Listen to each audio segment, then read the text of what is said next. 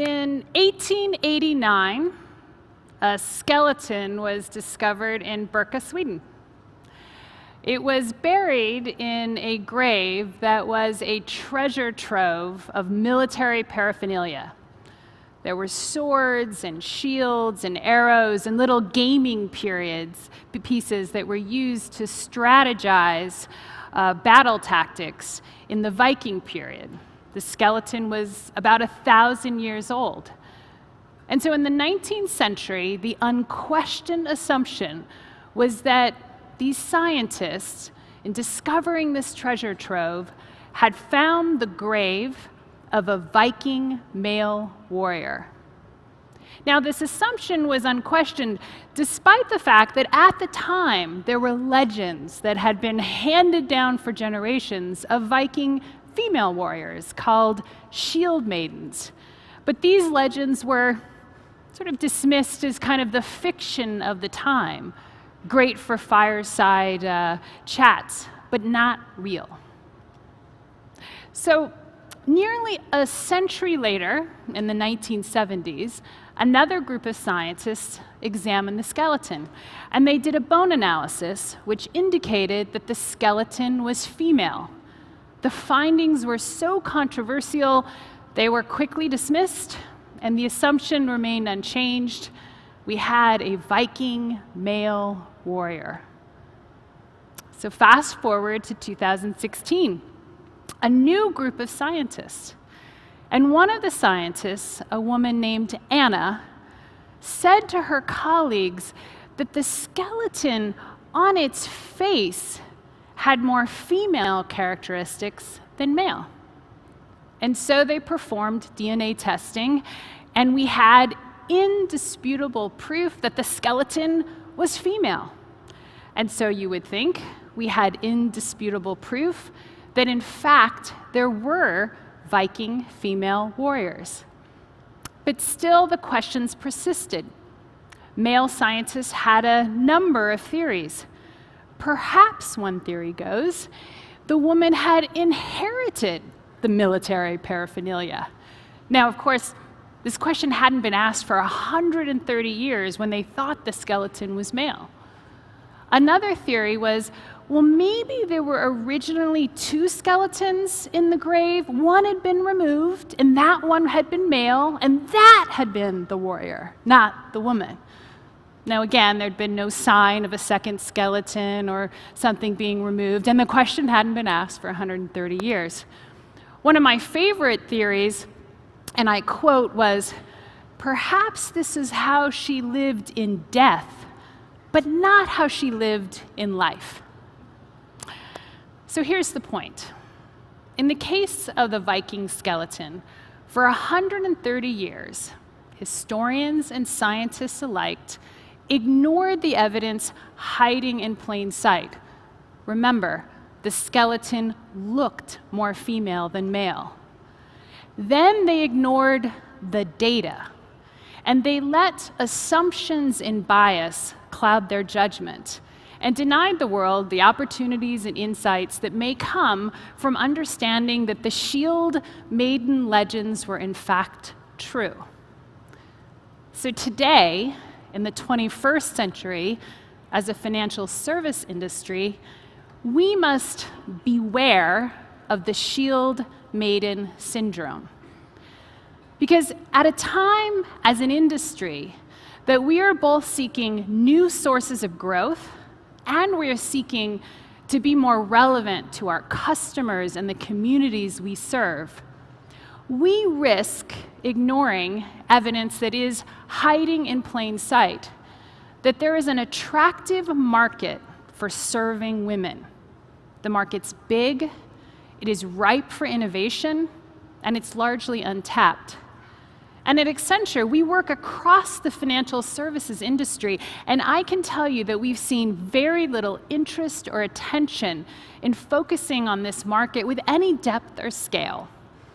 And that is why I'm excited to be here today, to talk about the opportunity, to talk about why we believe we're at an inflection point where we can truly successfully tap into this market, and then to lay out a framework for approaching the market based on the 3 Ps: product, presentation, and people.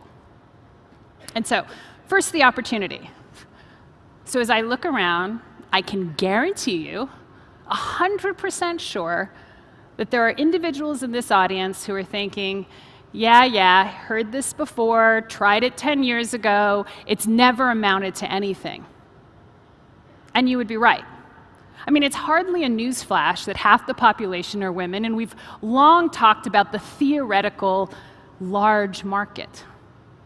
So why is today different? Today is different because there are 3 conditions for success that are all coming together. First of all, the market is more attractive than ever before. Second, we now have proven tools and technologies that will allow us to move from making assumptions to real insight into how to tap into the market. And finally, there's never been a greater abundance of female talent to help create the diverse teams that are needed to successfully serve this market. So consider the evidence hiding in plain sight about the market. Women today in the US control over half of personal wealth. It's a $14 trillion market that's growing to $22 trillion by 2020. And 80% of women say they play a lead role in their family's finances. At the same time, research shows that there are meaningful differences between the needs and behaviors and preferences of men and women, which makes the market ripe for innovation. And it's largely untapped. Only 10% of women believe that the financial services industry pays equal attention to women. And at the same time, we have tools and technology, big data, analytics, machine learning, and other artificial intelligence applications that allow us to understand the differences of men and women in granular detail, so we can move away from the broad generalities that have often characterized our attempts to tap into this market, to be truly insightful. And these technologies and tools are proven. We're using them across industries, including the financial services industry.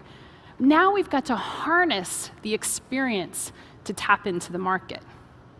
And finally, as we'll talk about more, there's never been a better time to double down on gender diversity in our industry. So let's turn to the framework, the 3 Ps: products, presentation, and people.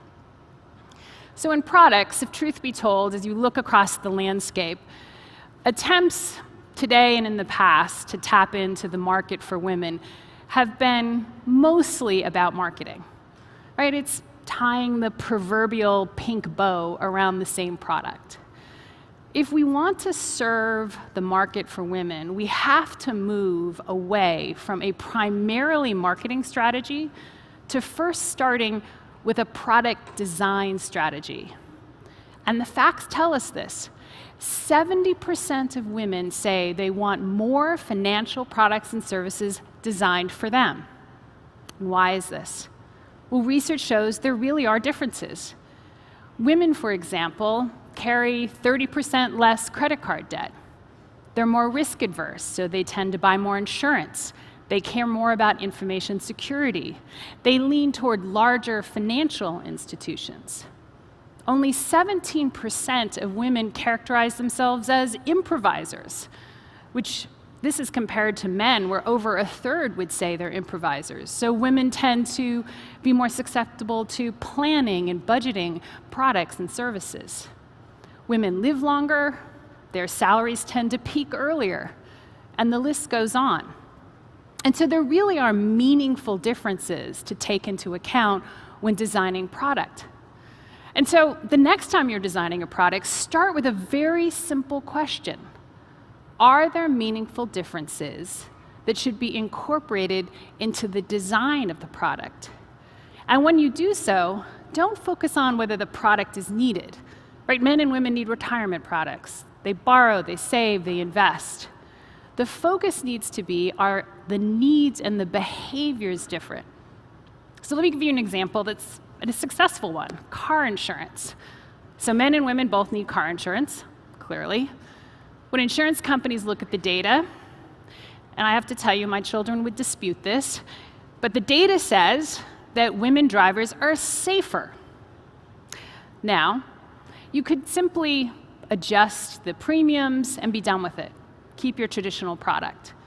But two established insurers in the UK established brands and designed entire products to go after safer female drivers, and then, of course, marketed it well.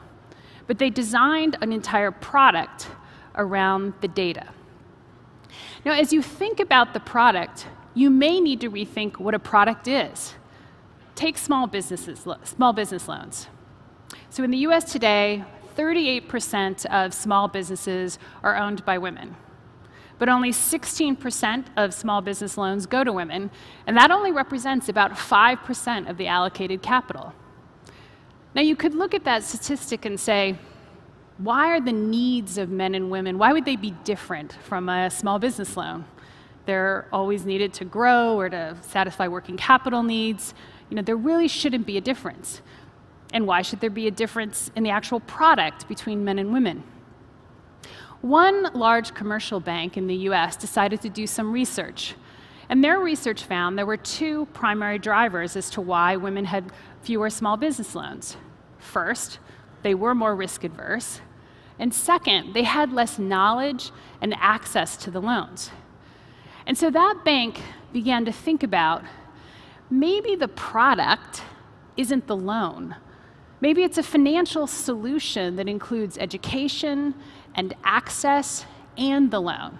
And that's different from reacting to that information and saying, well, maybe we need more women advisors or building relationships. It's saying there are different needs, and so the product that we provide, that we need to industrialize, that we need to make sure that all of our women customers get, has these greater components. Now, as you think about understanding the differences, there's lots of things that we need to do as an industry to understand our customers better, right? We need to better understand how our customers get money, spend money, track money. All of those things are important. But my message today is that understanding the differences for our female customers when we design our products is something that is often ignored. So now, let's switch from products to presentation. So of course, I did tell you that we have to move away from being primarily a marketing strategy, but now I'll tell you that we can get the product right, but the presentation wrong. And so how do we take either gender-specific products or standard products and do a great job marketing them to our women customers? And of course, the challenge is, how do we speak to differences in a way that's authentic, that isn't patronizing, and that actually speaks to real concerns and not assumed concerns? So of course, we have to start with making sure we understand our customers' needs and preferences. So take a basic example from our industry. Remember when banks started opening up in Chinatown in New York? Same products, same branch, some services. But of course, many people in Chinatown don't speak English. And so when the banks opened, they had to have tellers and bank managers who could speak Chinese. Presentation was critical. Take an example from another industry, retail, clothing manufacturer, American Eagle. Now, there are lots of companies that make great women's clothing. American Eagle figured out, however, that their customers wanted to see clothes on women that looked like themselves. And so they pioneered using real women who reflect their customers and were fabulously successful. The product was, of course, very important. But what was critical to their success is they figured out the presentation. And so as we think about how do we speak authentically, let me give you an example of what maybe doesn't work. It's actually a real example. Just a few weeks ago, literally as I was preparing this presentation, I got an unsolicited email from a very well-regarded financial institution. I normally just delete it. It was clearly going to be private wealth management. I'm sure I'm on some list. But the first sentence of the email sort of caught my eye. It said, "I am proud that my team is committed to empowering women." And I thought, oh, research. Let me see what this bank is doing. The email goes on to say, and I quote, was really my favorite line. It says, "The fact is, women face unique challenges that men don't. And that is part of the reason that women like you are so powerful." It went on, yada, yada. I'd love to, talk to you. Signed, you probably know where I'm going. Signed, Mark. I did change the name, but it was a male vice president.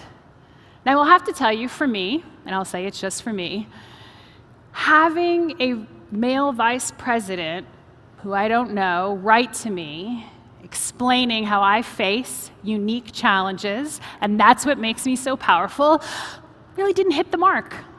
Not quite there in terms of presentation. And the important point is that we have the tools to get this right. I emphasize that it didn't hit the mark for me because we have the tools and the technology today through data analytics, through artificial intelligence, through the ability to quickly crunch internal and external data to actually have insight. And to have insight that allows us to differentiate between women too. I mean, just as male customers are not all the same, neither are all women customers. I mean, think about the insurance product for female drivers, right? In that insurance product, they have lots of different customers and they're using it differently. So as you think about presentation or design, think about big data, machine learning, these tools and technology as the DNA testing of the skeleton. It's what will allow us to not have assumptions and generalities and bias color how we develop and present the products. But we still need one thing, and that's people. We need Anna. Remember Anna, the woman who pointed out that the skeleton on its face looked like a female? We need diversity in order to successfully tap into this market. Now, there's lots of research that shows that gender-diverse teams are have better financial results. And at Accenture, when we look at our own financial results, we had 2 incredible milestones in the last year. 50% of our $35 billion of revenue is now digital, cloud, and security. Screams innovation. And 40% of our over 400,000 people are women. And so I'm here to share 3 lessons with you that we've learned, because when you talk to women in financial services today, we're incredibly optimistic. We see the pipeline of women coming before us. There's half the graduates from college are women. It is possible to double down on diversity. And there are 3 things we found really important as we made our commitment to becoming more gender diverse. The first is intentionality. We had to, as a leadership team and and our board, make a decision that it mattered, that our strategy to have more women was a critical business imperative, and we treated it that way. And we set targets, and we held leaders accountable. And we did so publicly. So we announced that we were going to, by 2017, hire at least 40% women. And we met that goal a year early, but we were holding ourselves accountable, and we continue to do so. I'm very proud that we've announced that by 2025, we will achieve gender parity at our company. Thanks. The second thing we did was transparency. A couple of years ago, we became the first professional services firm in the US to publicly release our data around ethnicity, gender, persons with disabilities, and veterans. And we didn't do it because the numbers were great. In fact, when I announced it, I said, while I'm pleased with our progress, we're not where we need to be. We did it because transparency creates trust. I mean, many people say to me, oh, I'll do it once we get our numbers a little better. But if your numbers aren't great, it's hard to convince talent to come to you, people to come to you, unless you're transparent and it's clear that you really are serious. The other thing transparency does is it acts as a catalyst for change. You can't become more diverse only because leaders decide. It's a cultural change. It's a behavioral change. And how do you ask people in your organization to change their behavior, to think differently, if you don't trust them enough to give them the case for change? And that's what we found was really a differentiator for us, an inflection point as we continue, because we're not done, to change our culture and to become more inclusive and diverse. And the final thing we did was we had to be more innovative. And of course, that means it's connected to transparency, because when you're being bold and innovative, people have to understand why. So we did things like change our referral fee program. So our employees are absolutely the best referrals of employees. Anybody who's referred by an employee is almost, by definition, more successful. So we said, if you're a managing director and if you refer someone who's going to be a managing director, we'll pay you a $6,000 referral fee. If you refer someone who is a diverse managing director and we hire them, we'll pay you $50,000. Right? We took bold steps because it's hard to become more diverse by simply working harder. Now, we have a long way to go, but I really believe that if, as an industry, as companies, we share our successes, what works and what doesn't work, we can absolutely double down on diversity and create the teams we need, going back to the beginning, to serve women better. So I want to close by reflecting on what it will mean if we tap into this largely untapped market. Now, obviously, it'll be great for our industry in terms of growth, but perhaps the real significance is what it will mean for people. Because remember, 80% of women say they have a lead role in finance, which means when we serve the market for women better, right, we're helping the financial security of 80% of the households in the US.